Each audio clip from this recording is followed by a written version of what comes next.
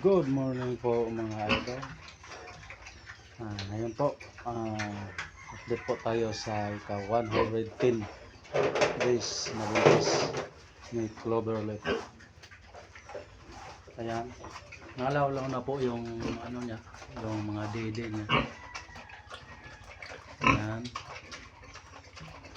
Tapos, nagpakain din po tayo ng talbos ng kamuting bagon.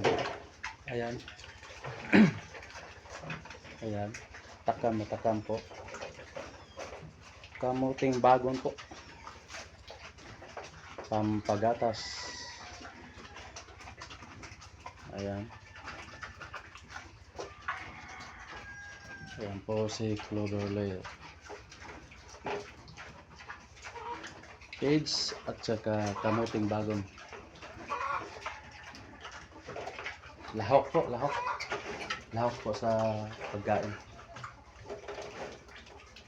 So ayan,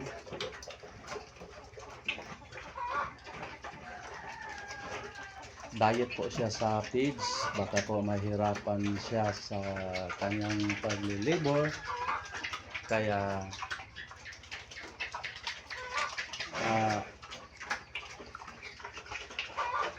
bawas-bawas po tayo sa pagkain na feeds.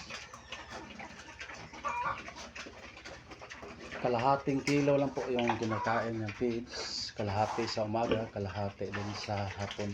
Tapos lahok ng kamuting bagon. Ayan, talbos ng kamuting bagon. Minsan din po kasi ang mga baboy ay nauumay din yan sa feeds. So para maiba naman po yung panlasa niya, nilahukan po natin ng kamuting bagon. Ayan, takam na takam po siya. Ayan.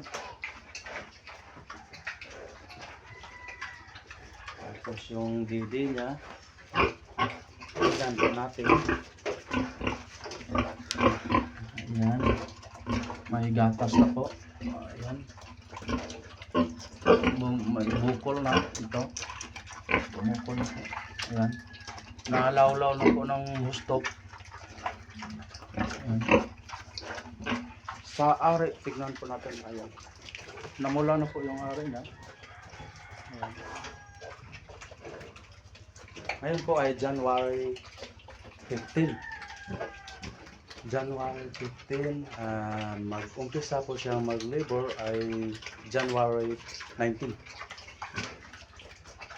So ayan, andun po si Agata sa dulo. Yun. So ayan, yung gabi niya sa las. Ayan, magkahiwalay na po.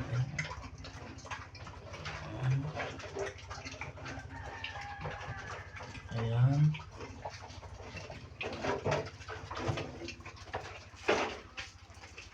expected na mag-labor January 19.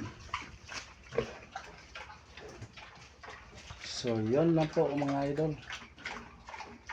Pasensya na po at natagalan po tayong nag-upload kasi po busy, super busy po talaga.